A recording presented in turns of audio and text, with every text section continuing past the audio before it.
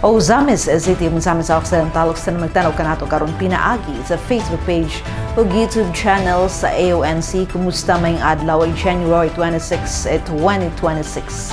Para sa pinakalahing balitang asenso, this is Zamis Today.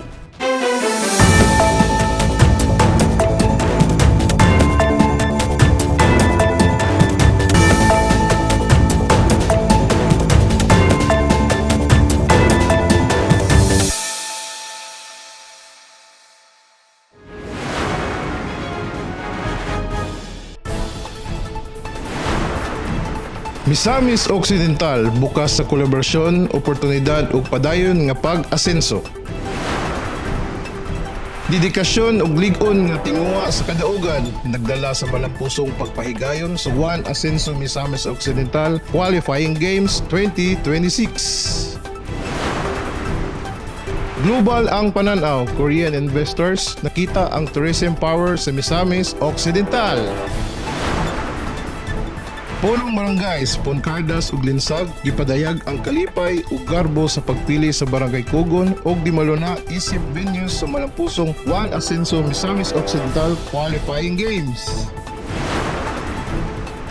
Viva Pit Senior Santo Niño, mainitong gidawat sa Usamis.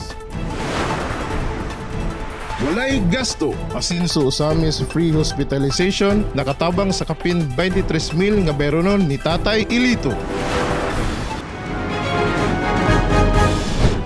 Dazil humotikson ang mga detalye. Misamis Occidental bukas sa kolaborasyon, oportunidad ug padayon nga pag-asenso. Good news ninyong report. Sa tulo ka adlaw nga exploratory visit sa Misamis Occidental, nagpakita og positibong impresyon ang mga Korean investors nga naglakip nila ni Mr. Charlie Wee Yu-hong, Special Advisor sa PEZA ug Minda, Yi Ji-yoon sa Kyung-in REITs Company ug uban pa sa kahimtang sa probinsya. Ilabi na sa aspeto sa kalinaw, kaandam og potensyal niini alang sa long-term investment. Napakita nga gikan sa turismo hangtod agrikultura, klaro ang direksyon sa kalambuan sa Misamis Occidental. Lagi pa, ang hugot nga panagiusa sa provincial ug local government units ubos sa Asenso Administration pinaagi sa liderato ni Governor Henry S. Waminal nga nagbukas sa mga oportunidad sa job generation, value-adding partnerships ug sustainable growth. Kini lig-on nga pamatuod nga ang Misamis Occidental dili lamang usa ka destinasyon alang sa bakasyon kundi usa ka lugar nga angay ikonsiderar alang sa pamuhunan. Sa iyang mensahe, gisugid ni Yi Ji-yoon sa Kyung-in REITs Company nga ang daang panghuna-huna nga delikado ang Mindanao dili na makababag sa pagtan-aw sa tinuod ug dako nga potensyal niini alang sa foreign investments. That misconception of this area being dangerous, I don't think it's too difficult to break. I just want to make sure that this entire project isn't for a specific group's greed or selfishness, and that it comes out of great collaboration between what has already been existing and what makes this place very unique and exceptional. Combine that with something that has been working and maybe somewhat futuristic, because from what I've heard, this entire project has been inspired somewhat by the beautiful resorts in Maldives. The only way that I think we can be unique and true to ourselves while also playing high up there in the market is to combine what the market is already used to with something that is slightly new, slightly exotic and foreign, which is the local history and the culture. Gidugang paniya nga open-minded ug optimistic sila mahitungod sa kinatibuk ang vision alang sa Misamis Occidental. There's a lot more that I could share, and I feel my insights with the governor, and we had very good discussions thanks to him and you guys, you're a wonderful team. We got to experience a lot, have a pretty good understanding of how this is going to look like. It has great potential.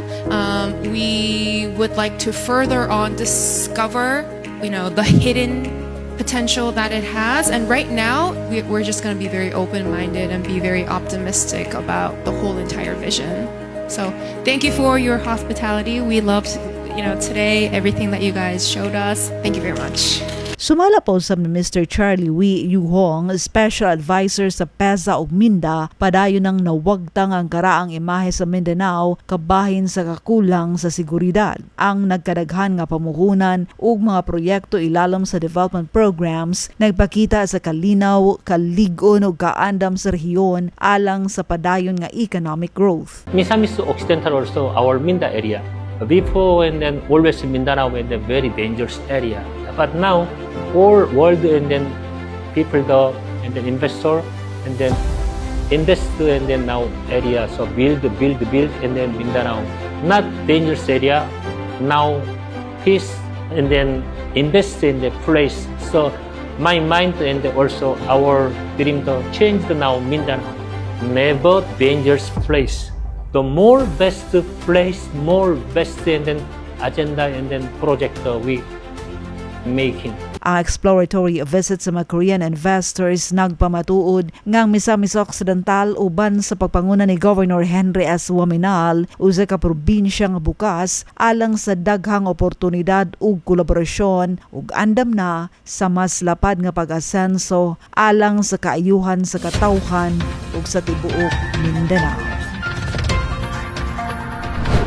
Dedikasyon o ligon nga tingwa sa kadaugan ay nagdala sa malampusong pagpahigayon sa 1 Ascenso Misamis Occidental Qualifying Games 2026. Ma-report si Angela Me Kirante.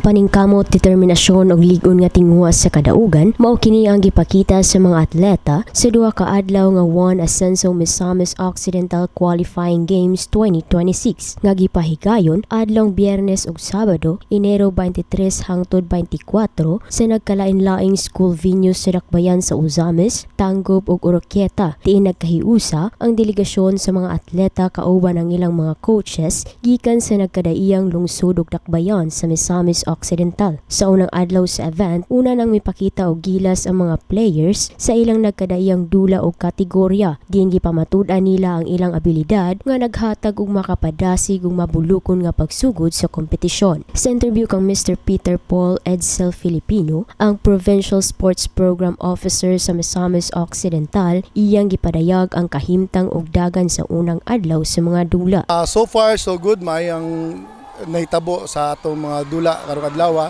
sa as early as this morning no, nindot kayo ang outcome na mga results sa ubang events. Ang uban nagpadayon pa sa pagdula.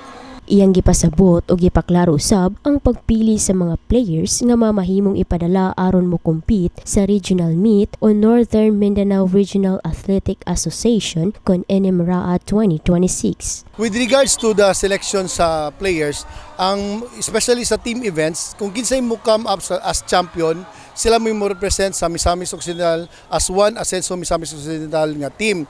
Tapos every team, they have the privilege to choose sa best players sa second, sa third ug sa fourth nga teams. Aron i-add sa aron mubus sa ilang lineup para sa regional games. Ang usa ka team nga champion, sila tanan jud mo'y kuha na daan. Yes, of course. Ang usa ka team nga champion, they will be complete silang lineup nga mahatod dito sa modula dito sa region. Tapos they have the privilege, as I've said, na sila privilege nga mopili og top performers sa mga athletes sa uban nga division nga nangapilni. Ang Northern Mindanao Regional Athletic Association kun NMRAA 2026 ipahigayon karong Marso 17 hangtod 22 sa Malaybalay City, Bukidnon nga maghiusa og magtapok sa labing maayong mga atleta sa Rehiyon 10 alang sa usa ka mabulukon nga kompetisyon. Regional meet will be on March 17 to 22, 2026 sa Bukidnon. Sa kaduhaw katapusang adlaw sa mga dula, mas misaka ang tensyon o kadasig sa mga atleta, samtang gipakita nila ang ilang labing maayong performance o dedikasyon aron masiguro ang ilang luna sa finals ug makuha ang gitinguhang medalya. Mausab kini ang adlaw sa pag-ani sa bunga sa kakapoy, disiplina ug paningkamot sa mga atleta. Diin formal nga gipanghatag sa mga mananaog ang ilang medalya nga naghatag og dakong garbo dili lamang sa ilang kaugalingon kundi usab sa ilang mga coaches ug mga pamilya nga walay hunong nga misuporta kanila. Gipahibalo ug gipost usab sa official nga Facebook page sa Juan Ascenso Misamis Occidental Qualifying Games ang final results nga nagpakita sa kinatibuk ang medal tally gikan sa special games hangtod sa secondary level ug nag-highlight kung asa nga division ang nakadaog sa labing daghang medalya. Iniini nga kalampusan sa Juan Ascenso Misamis Occidental Qualifying Games nga nagsilbing yawi sa pagpili sa labing maayong atleta sa Misamis Occidental aron mahimong kabahin sa Juan Ascenso team para sa NMRA 2026. Kini ang mensahe ni Provincial Sports Program Officer Filipino ngadto sa tanan. Salamat sa suporta nga inyong gihatag especially sa Juan Ascenso Misamis Occidental Athletic Association. Salamat pod sa upat nato ka SDSS nga ming suporta og nag-lead sa ato ang tournament karon sa atong ipahigayon nga Juan Ascenso Misamis Occidental qualifying meet. And I'm hoping and I'm praying nga ang athletes mo perform well aron sila mapili ug aron pod wala pod hopefully I'm praying nga walay injury nga masinati walay kakulian nga mahitabo. Pinaagi sa panigiusap, paningkamot ug dedikasyon sa tanang atleta uban sa ligon nga suporta sa Team Ascenso uban sa pagpanguna ni Governor Henry S. Waminal, Mayor Sam Norman Fuentes dinhi sa Ozami City ug local officials nahimong malampuson ang duha ka adlaw nga Juan Ascenso Misamis Occidental Qualifying Games 2026 nga nagpasundayag sa ligon nga spirito sa sportsmanship, walay puwas nga suporta sa ilang tagsa-tagsa ka pamilya ug coaches ug sa padayon nga pagpalambo sa talento ug kahimtang sa sports sa tibok probinsya sa Misamis Occidental. Alang sa Uzamis Today, ako si Angela May Quirante. Salamat Meg. Global ang pananaw Korean investors nakita ang tourism power sa Misamis Occidental niyang report. Sa mainitong nga pagdawat sa probinsya sa Misamis Occidental alang sa mga bisita nga naglakip nila Mr. Charlie Wee Yu Hong, Special Advisor sa PEZA Minda, Investor Yi Ji-yoon sa Kyung In REITs Company uban sa delegasyon sa mga Korean investors na pahigayon sa ka-guided tour sa pipila ka mga iladong tourist destinations sa dakbayan sa Ozamis sa dili pa matapos ang ilang pagbisita adlaw nga Domingo, Enero 26, 2025. Nahibaluan nga una nang gisugat ug gidawat ang grupo adlaw nga Biyernes, Enero 22, 2026 sa Ozamis City Airport isip kabahin silang opisyal nga pagbisita aron susihon ang posibleng mga oportunidad alang sa probinsya. Gilangkuban ng ilang panagtagbo sa diskusyon bahin sa pamuhunan ug pag-ila sa kultura sa lugar aron personal silang masinati ang komunidad nga ilang gikonsiderar para sa umaabot nga partnerships. Lakip sa ilang gibisita mao nga sa Ozamis Wellness Park, Kota Shrine ug makasaysayanhon nga Kota Fort nga nagpakita sa kultura, pagtuo ug kasaysayan sa Ozamis City. Gipapaniuto sa mga bisita sa dakbayan sa dili pa sila giubanan pabalik sa airport. Nanguna sa mga kalihukan sila Governor Henry S. Waminal, Mayor Sam Norman G. Fuentes, Board Member Winston Katani ug Tourism ug PSWD Officer Lorelai Yi. Diin ang ilang presensya nagpakita sa ilang ligon ng suporta sa provincial ug city government sa Team Ascenso sa pagpaligon sa relasyon sa mga international partners. Presente usab ang City Tourism Office nga gipanguluhan ni Mr. Jaime Tomada sa paghatag impormasyon bahin sa turismo ug kultural nga mga lugar sa dakbayan. Labaw pa sa simpleng tour, naghatag kini og klarong mensahe nga ang Misamis Occidental bukas ug andam alang sa mas lawom nga kolaborasyon dili lang sa pamuhunan kundi usab sa turismo nga adunay tinuod nga benepisyo alang sa lokal nga komunidad. Punong Barangay Pongkardas ug Linsag gipadayag ang kalipay ug garbo sa pagpili sa Barangay Cogon ug di Maluna isip venue sa malampusong Juan Ascenso Misamis Occidental qualifying games. Sa atong dawatan ang report ni Mary Melody Reyes. Sa baguhay lang natapos og gipahigayon nga Juan Ascenso Misamis Occidental Qualifying Games 2026 adlang Biyernes ug Sabado, Enero 23 ug 24 ning tuiga nga gibahin og gipahigayon sa nagkandaiyang school venue sa dakbayan sa Ozamis, diin lakip na niini mao ang Barangay Di Maluna ug Barangay Cogon isip mga venue sa sports nga arnis ug archery. Niini nga kahigayonan gipadayag nila punong Barangay Jonel Poncaldas sa Kugon ug punong barangay Roberto P. Linsag sa Dimaluna ang ilang dakong kalipay ug pagpasalamat sa pagkapili sa ilang mga barangay isip kabahin sa maong kalihukan. Unang-una ato yung pasalamatan ng Ginoo nga namugna ni atong competition sa provincial meet nga naadiri karon sa Kugon Integrated School nga nabinyo ang atong archery competition sa provincial meet. O ato po dahil ang principal sa ato ang sa CIS si Ma'am Ponce. Ma'am, kadungog din si Ma'am atong principal. Ang buntag ra ma'am sa tanang mga teacher sa Kugon Integrated School o sa mga management nga sa athletic karon na nagdala silang pinanguluhan ni Ma'am Abarco o sa mga kauban niya sa staff, sa mga players, sa mga tanan nga bisita nga milantaw karon, may buntag. Salamat kay nga naamo diri karon og dili po nato kalimtan ang atong mga hardworking nga tulo ka pillars. Dakong kalipay nako no.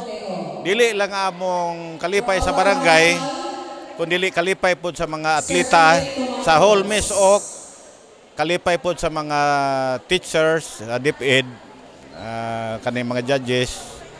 Tungod kay isa sa barangay Dimaluna nga mo'y gihimo nga binyo sa atoang Arnes. Atol sa unang adlaw, sa wala pagisugdan ang dula alang sa sports nga archery, positibong mensahe ang gipadayag ni punong barangay Pon Caldas ngadto sa tanang players. Nanginaot ko, good luck sa mga players nga sa atong dula sports man jud siya.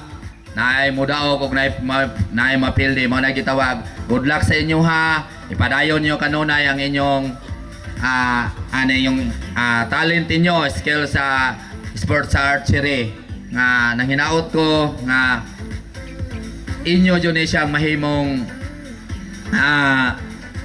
ma-master ninyo ni kaya para sa inyo hapon ni og ato puning garbo dayon sa Misamis Occidental nga moapil tag mga competition sa regional, national nga naay mapadala ang ato ang gikan jud sa mismo sa atong probinsya. Sa laing bahin, usa sa mga nahimong venues alang sa sport nga Alnis, mao ang dako, hamugaway ug bag-uhay lang natapos nga covered court sa barangay Dimaluna. Diin gibutyag ni punong barangay Linsag nga malipayon ang mga atleta sa ilang hamugaway nga venue, ilabi na sa mga CR o kwarto ug sa ilang maayong kasinatian sa pagdula sa maong venue. So nagmalipayon sila sa ilahang binyo nga nakita mga hamugaway, labi na ang ato ang mga CR na kwarto.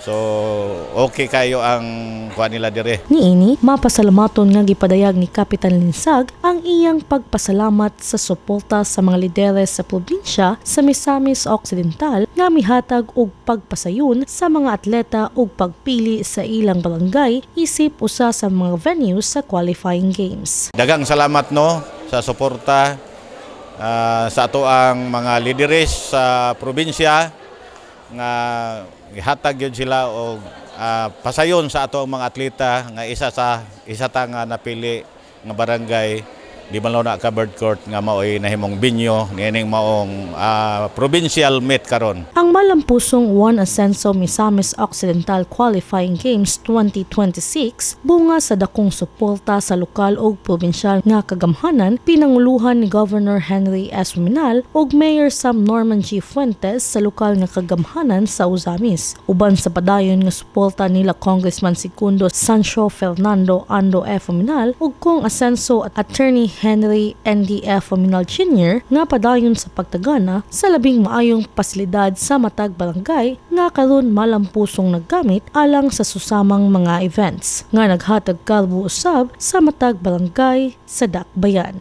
Alang sa Uzamis Today, ako si Mary Malidilias. Salamat Mel. Viva Pit Senyor Santo Niño may nitong gidawat sa Ozamis. Anyong report ni Glenn Ray Ruluna. Atol sa Bespera sa Fiesta Senyor Malipayon ug may nangpon nga gidawat sa mga deboto ang pilgrim image sa Senyor Santo Niño de Cebu nga miabot sa Metropolitan Cathedral of the Immaculate Conception sa buntag na adtong Sabado. Ang balaang imahen na miyangat sa Uzami Sports sakay sa tanan sa Asia 18 nga barko gikan sa Sugbo. Diin daghang mga deboto ug matuhong Katoliko ang nagtikom sa pasabuntag aron nga sa pagsugat. Mitambong sa mga kadagkuan sa simbahang Katoliko sa Uzamis ug mga elected officials sa dakbayan na sa ngalan ni Mayor Sam Norman Gofuentes, anaa si Vice Mayor Sibilisha Bibineri, Councilor o Kapitana Niña Romero ug Councilor John Falduhay Lungsod. Gipahigayon sa dayon ang solemn nga foot procession gikan sa pantalan padulong sa Metropolitan Cathedral. Sundan na sa welcome mass. Ang Eucharisticanhong selebrasyon gipangunahan ni Reverend Father MJ Samonte, Spiritual Director sa Cofradia del Santo Niño de Cebu Uzamis Chapter, uban ni Reverend Father Jeffrey Oracion o Reverend Father Julius Van Almeres OSA, Pilgrimage Chaplain. Sa iyang umiliya, gidasig ni Father Almeres ang mga deboto nga magtinabangay o suportahan ang usag-usa sama sa gibuhat sa mga tinunan ni Jesus o makiguban sa misyon sa kaluwasan. Human sa misa gipahigayon ang reenactment sa pag-abot sa Santo Niño sa baybayon sa Pilipinas o ang pagpahinungod sa mga nahitabo sa kasaysayan. Mitambong usab sa misa ang Hermano o Hermana Mayor sa Metropolitan Cathedral of the Immaculate Conception atol sa Fiesta Señora. Sa pagtapos sa selebrasyon, ang mga deboto misalmot sa hamubuong nga tradisyonal nga sinulog dance isip pagpasalamat o pagdayeg sa Santo Niño. Gipahigayon no Sabado sa gabi ang solemn foot procession palibot sa dakbayan, inubanan sa mga matuong Katoliko o gisundan sa sinulog para sa tanan. Ang tanang kalihukan malinaw no gapsay nga napahigayon tungod sa maayong koordinasyon tali sa simbahan o sa local government unit sa Uzamis, uban sa suporta sa PNP, CDRRMO, 2nd PMFC, Port Police, Maritime Police, Philippine Coast Guard, BFP ug City Health Office ug ubang mga buhatan. Alang sa Uzamis Today, kini si Glenray Ruluna.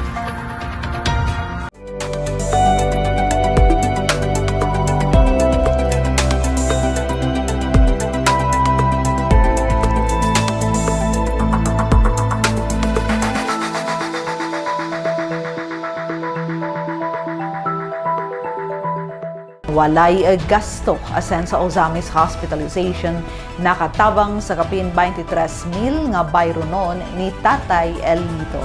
Ibalik alang sa asen sa Uzamis Free Hospitalization Program si Angela Kirante.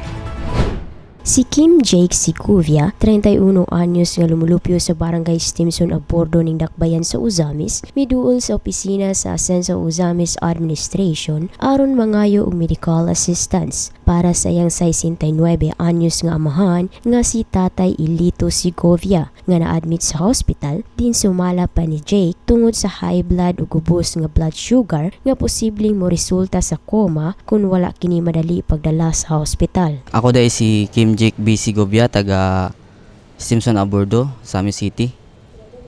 31 years old, ma'am. Na ako diri karon tungod kay nangayo ko medical assistant para sa akong papa nga gikan na hospital. Akong papa is si Elito S. Sicuvia, 69 years old. Akong papa mong good is na high blood siya tapos ubos iyang sugar. More possible makakuanta siya mo ma-coma kung wala nadali siya. Ningkalit lang gito siya at pag ubos siyang sugar dito sa di na siya ka storya, wala si kusog siyang lawas. Umutang na siya kuman na pero nadali ra gid mo siya.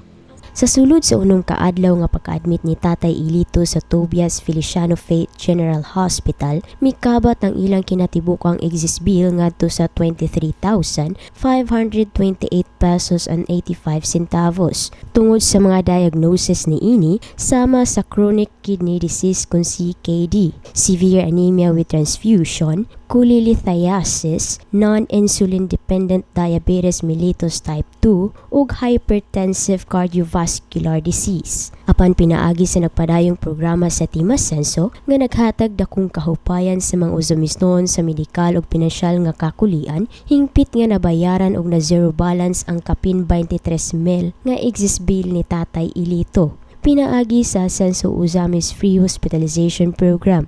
Sa Faith Hospital, ma'am. Ang among ex-billing is 23,528.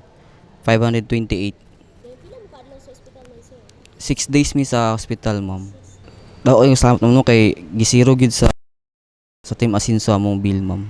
Giang kunusab ni Jake nga isip siya lamang ang adunay trabaho ug nagsuporta sa ilang pamilya, bugat ug lisod alang kaniya ang pagbayad sa maong kantidad. Ang papa akong mama wala sila trabaho.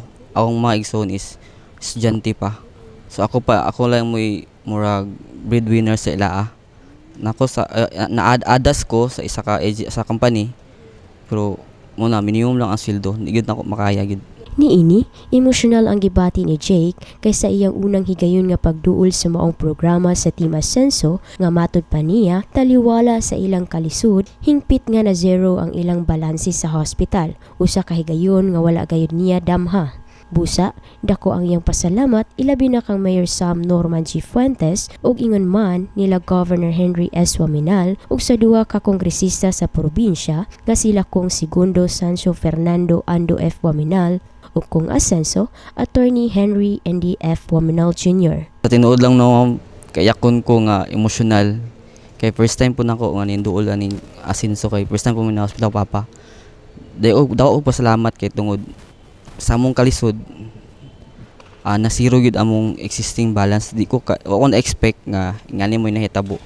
Dayo salamat sa atong pinalanggang mayor nga si Sam Fuentes, labi na sa mga konseyo ug sa atong governor Waminal, hindi Waminal, sa atong congressman si Ando Waminal. Daghang kay salamat. Alang sa Uzamis Today, ako si Angela May Kirante. Salamat me ang Uzamis Today. Hatod ka natin na serbisyo publiko sa kanunay Ascenso Uzamis Administration. Pinaagi sa Ascenso Uzamis News Channel. Ubos sa pagdumala ni Mayor Attorney Sam Norman and Chief Fuentes. Alang sa dugang impormasyon, please like our official Facebook pages, Sam Norman Fuentes, Attorney Indy Waminal, kung Ando Waminal, ug Ascenso Uzamis News Channel, and please subscribe to the official AONC YouTube channel. Sa ngalan sa kinubukang AONC team, Leoncio Medalio, Adoni Vicena, June Purgatorio, Ares Carpio, Kim Tangaro, Macjul Malinis, Mary Melody Reyes, Angela May Kirante, Mary Ana Lumapas, Xander Dalid, ug si Glenn Ray Ruluna sa Misamis News Network. Ako si Dazzle Moticson, daghang salamat. Kanunay Ascenso Uzamis, padayon Ascenso Segundo Distrito, Ascenso Misamis Occidental, Ascenso Pinoy.